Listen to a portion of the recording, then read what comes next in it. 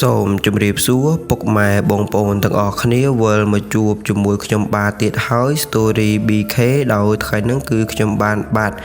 មានព័ត៌មានតាក់ទងទៅនឹងប្រទេសថៃថ្មីទៀតហើយដោយប្រទេសថៃនេះបងប្អូនឥឡូវហ្នឹងគឺកំពុងតែឡាំប៉ាកំពុងតែប្រកាសរកអាសន្នប្រកាសសុំជំនួយមួយថ្ងៃឡើង2-3 ដងហើយណោះដែលនៅខេត្តមួយចំនួនរបស់សៀមហ្នឹងឥឡូវហ្នឹងគឺកំពុងតែលិចលង់ខ្លាំងមែនទែនបងប្អូនហើយចំណែកឯប្រជាជនរបស់សៀមឥឡូវហ្នឹងក៏កំពុងតែមានការរិះគន់ទៅរាជរដ្ឋាភិបាលហ្នឹងខ្លាំងមែនទែនអញ្ចឹងមុននឹងចូលទៅដល់វីដេអូរបស់យើងខ្ញុំបាទចង់សួរដល់បងប្អូនបន្តិចណាចង់សួរថាតើបងប្អូនជឿទៅលើកម្មពៀដែរឬអត់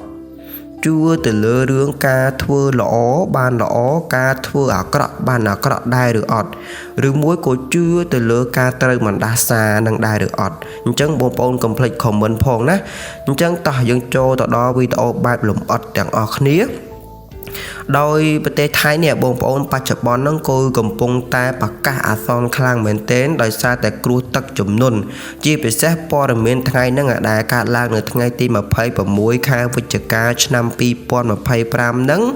គឺនៅខេត្តសង្ខឡារបស់ប្រទេសថៃនេះគឺប្រកាសអាសន្ននិងបញ្ជីជំនះប្រជាជនជាបន្ទាន់ខណៈទឹកជំនន់កំពុងតែលិចលង់ខេត្តទាំងមូលបងប្អូន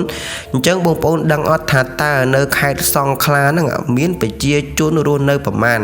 ហើយថាតើនៅខេត្តសង្ខឡាហ្នឹង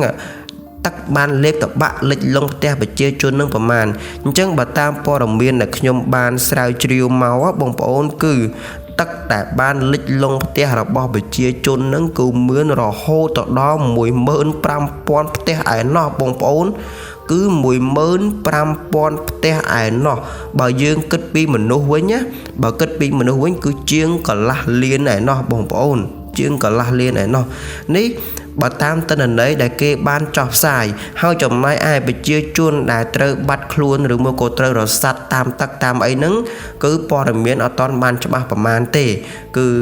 បច្ចុប្បន្នហ្នឹងគេកំពុងតែស្រាវជ្រាវរកណាបងប្អូនហើយមិនត្រឹមតែប៉ុណ្្នឹងទេបងប្អូនមានប្រជាជនខ្លះទៀតគឺស្លាប់ដោយសារតែការឆក់ខ្សែភ្លើងដោយបងប្អូនបានដឹងហើយនៅពេលដែលទឹកជំនន់មកអ្វីដែលជាហានិភ័យបំផុតនោះគឺប្រព័ន្ធអគ្គិសនីនឹងតែម្ដង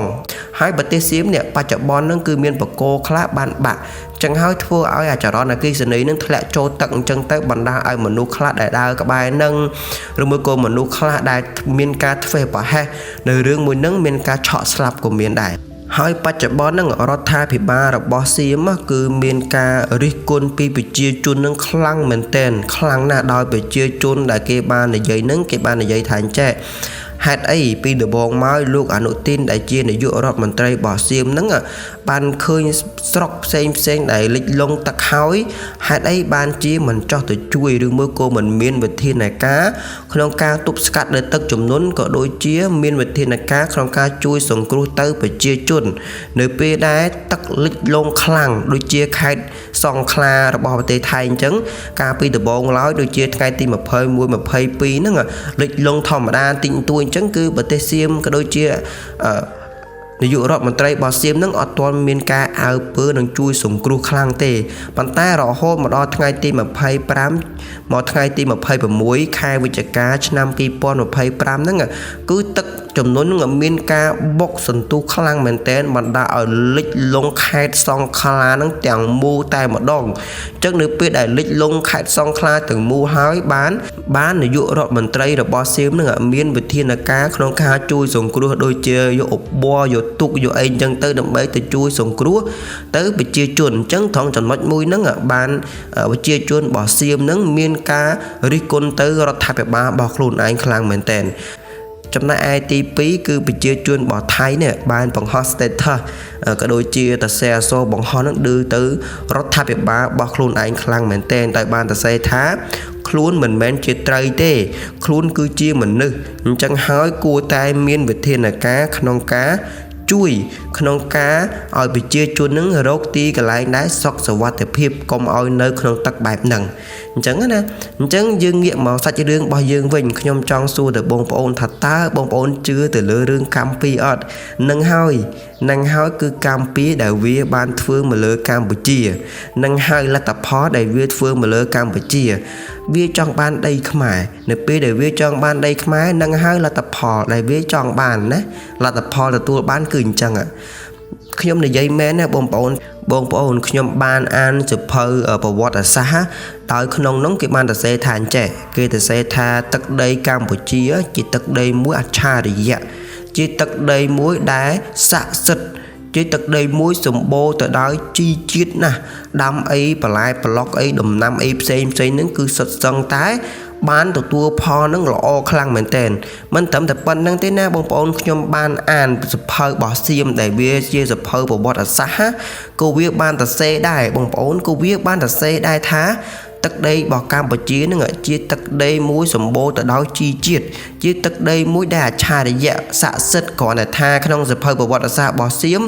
វាបន្ថែមថាអញ្ចេះបន្ថែមថាដីទាំងអស់ហ្នឹងជាដីរបស់វាបន្ថែមតែប៉ុណ្្នឹងទេប៉ុន្តែព័ត៌មានដែលវាសរសេរថាទឹកដីនឹងជាទឹកដីអច្ឆរិយៈជាទឹកដីស័ក្តិសិទ្ធិអញ្ចឹងយើងក៏លេចមកសាច់រឿងរបស់យើងវិញដោយបងប្អូនបានឃើញហើយណានៅពេលដែលសៀមនេះវាបានវាយលុកមកលើទឹកដីរបស់ខ្មែរយើងនេះបងប្អូនសាក់គិតធូរមើលទៅមានអារម្មណ៍មួយថាឆ្ងល់ឲ្យខ្ញុំឆ្ងល់ខ្លាំងមែនតើតាំងពីសៀមនឹងវាបានវាយយកដីរបស់ខ្មែរធ្វើសង្គ្រាមជាមួយខ្មែរមកចាំមើលបងប្អូនក៏លេចមើលប្រទេសវាមើលតាំងគេឈ្មោះចាប់ផ្ដើមដុនដាបទាំងសេដ្ឋកិច្ចចាប់ផ្ដើមបាត់បង់ឥឡូវហ្នឹងប្រទេសសៀមគឺវាបាត់បង់សេដ្ឋកិច្ច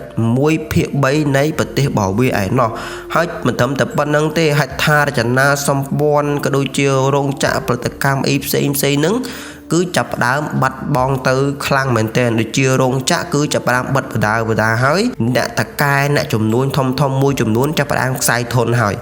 មិនត្រឹមតែប៉ុណ្្នឹងទេណាប្រទេសរបស់សៀមនឹងលែងទទួលសុខសន្តិភាពដោយមានបាតកម្មអីខ្លាំងមែនទែនប្រជាជនមានធ្វើការបាតកម្មដោយសារតែធម្មតាទេបងប្អូនរោងចក្រផលិតកម្មអីផ្សេងធ្លាប់តែបើកមានមនុស្សចូលមកធ្វើការនាំចេញផលិតផលតែតែមានការនាំចេញហើយឥឡូវហ្នឹងគឺបានបិទទាំងអស់អញ្ចឹងប្រជាជនឡាំប៉ាមានការធ្វើបាតកម្មហើយមិនត្រឹមតែប៉ុណ្្នឹងទេឥឡូវថ្មីហ្នឹងគឺលោកអនុទីនណាបានបង្ហោះព័ត៌មានប្រកាសពមៀនទៅដូណាល់ត្រាំថាបើសិនជារឿងពុននឹងមិនមានការសម្របសម្រួលគ្នាចោះបថយមកទៀតទេលោកនឹងរកដៃគូពាណិជ្ជកម្មថ្មីហើយខ្ញុំឆ្ងល់បងប្អូនលេងជាមួយអ្នកណាមិនលេងទៅលេងជាមួយប្រធានាធិបតីដូណាល់ត្រាំដែលជាប្រទេសមហាអំណាចទាំងដែរប្រទេសរបស់ខ្លួនឯងកំពុងតែវេទនាកំពុងតែពិបាកប៉ុណ្្នឹងហើយទៅជាប្រកាសបែបក្តែងបែបហ្នឹងណាអញ្ចឹងយើងក៏លេចមកសាច់រឿងរបស់យើងវិញអញ្ចឹងបងប្អូនគិតមើលថាតើទាំងអស់ហ្នឹងវាជាកម្មពៀដែរឬអត់ប្រទេសរបស់វាតែងតែជួបមើលមានទាំងបាក់ផ្លូវមានតែទឹកជំនន់អូច្រើនណាស់បងប្អូនខ្ញុំរាប់មិនអស់ទេបើឲ្យខ្ញុំរាប់តតែគាត់ដាក់សភៅបើខ្ញុំរាប់អស់ដោយសារតែវាច្រើនពេកក្នុងរយៈពេល4-5 ខែមកនឹងគឺវារឿងវាជួបមករហូតណាបងប្អូនអញ្ចឹងហើយខ្ញុំមើលឃើញនៅចំណុចមួយហ្នឹងបានខ្ញុំគិតថានេះហើយវាជាកម្មពីរបស់សៀមដែលវាធ្វើមកលើកម្ពុជាយើងហើយនេះចំណុចមួយហើយមួយទៀតស្ដេចថៃបងប្អូនខ្ញុំជឿថាបច្ចុប្បន្នហ្នឹងស្ដេចថៃកំពុងតែត្រូវបណ្ដាសាស្ដេចរបស់ខ្មែរយើងដោយដើមហែកពីដំបូងមកចេះខ្ញុំបានសែវឈាវហៅមានស្ដេចមួយអង្គដែលវានឹងបានធ្វើសង្គ្រាមនៅលើទឹកដីរបស់កម្ពុជានឹងធ្វើសង្គ្រាមដណ្ដើមយកនគរដណ្ដើមយកទឹកដីរបស់ខ្មែរយើងអញ្ចឹងក្នុងកំឡុងពេលដែលធ្វើសង្គ្រាមដណ្ដើមយកទឹកដីរបស់ខ្មែរយើងនឹងចិត្តទទួលបានជោគជ័យហើយស្រាប់តែខ្លួនឯងនឹងកើតជំងឺឆ្កួតជ្រូកកាត់ជំងឺសរសៃប្រសាទកើតឡើងមកបងប្អូនអញ្ចឹងក្នុងគណៈពេលហ្នឹងគឺអ្នកចំណិតរបស់ខ្លួនស្ដេចមួយអង្គហ្នឹងក៏បានចាប់អាស្ដេចមួយហ្នឹងយកទៅឃុំបន្ទាប់ពីឃុំបានមួយរយៈក្រោយមកក៏បានចាប់អាស្ដេចហ្នឹងយកទៅបហាជីវិតចោលតែម្ដងគឺបហាជីវិតចោលទាំងពូជចឹងមិនមែនតែស្ដេចមួយអង្គហ្នឹងទេហើយខ្លួនឯង chỉ nè láng cán ẩm nai mà đòn chân chắc tăng phải pe nông máu ở cứ cái ban khơi cái chui than trẻ tha thạch bỏ thay ba chợ bon nâng có đôi chơi tăng vì sớm mai bò ran máu nâng cứ ban trơ nới bọn đá xá là boss thạch mai dương nâng cứ trơ bọn đá xa mền nhung của chui tha trơ bọn đá xa mền bông bông sạ cả lấy phân ấy mơ thạch xiêm mơ có đôi chơi sai sờ lái tia giết bò xiêm mơ nhung mơ tới bạn phân ấy mơ nè nhung đi dây mền á smarto đôi ôi trong bảo bạ dốt này mưa nè bà sân chụp này dây tới khởi lô thạc trong nâng mưa nghi mình nữ phở bị sầm đấy mình o bàn tác trong bảo bạ mẹ nó bà tha rút riêng mình lọ hói xóm tà cặp bà kệ này da ca này dây đây tùng bơ sạc ca mà phim nâng ở viết xóm xuân tư bàn tá ảnh ấy o tê bông bông xạ trô từ xeo chiếu tia giết bỏ đánh cái đôi chơi con bỏ đánh nâng lâm alo đôi mình biêm đây là mấy thế bởi dương tiếp tiếp ông pi sách bỏ mai dương mà trăm này dây thầm đá thế dương này dây thầm ta sai sờ lại bỏ đá cho đôi chia trên ná sầm đá trên ná ấy năng ấy trên ná mơ mà cặp bạc kệ ra bỏ trông mơ lõ na nhom này dây mẹ nó nhom thật xa nữa cặp bạc kệ ra bỏ trông khăng mến tên ô tô tha bông bông trăm sản kệ mơ trông nửa pe để trông riêng từ na mình tha không mấy mình tha cha thế mình tha không mấy ở chỗ đọc năm được mơ cổ đọc pi được bay năm để nửa pe đài lực đài sập pe cái đôi chưa cửa rúp từ trông á cứ trông tay tay lực đài sập pe hơi chụp cung này tay tay bật tuôn cho mau màn tịch bông bông trăm mưa cứ trông tay tay vơ sạc ca một hiệp bạp nâng chẳng á bông bông xạ trô từ xeo chiếu trô từ mơ ro vì ô bỏ trông có đôi chia ro sạc ca một hiệp nâng account page bỏ trông trô từ mơ vì ô sạc sân tái miễn cặp kệ đại giá xóm xuân chia sạc tray bỏ mai bà dương thì dây dòng pi cặp kệ đại giá bỏ trông vẫn cứ ôi trong bà bại họ lại đã chẳng đang ngay bông bông vô lần na đá trong pua video mùi ní bông bông chơi tha cam pi nó vì miền bật ọt hay bông bông bà sân chỉ vô bạp ná xong bông bông completeของmình nè mùi phong bát đầm bấy trong đang ở bí mà tệ bảo bông bông chẳng đang ngay bông bông trong chia trong cái trong bát xong khăn tay chia sài rò bị sầm đầy được trong bát bàn để dây tới cái lô miền ca lô lô miền ca khoa kha thong chân bạch ná số bông bông khăn tay chia sài pi sầm nặng trong bát story bk xong ở cuốn xong chùm điệp lía chụp khi nào video cõi tiệt chùm điệp lía bye bye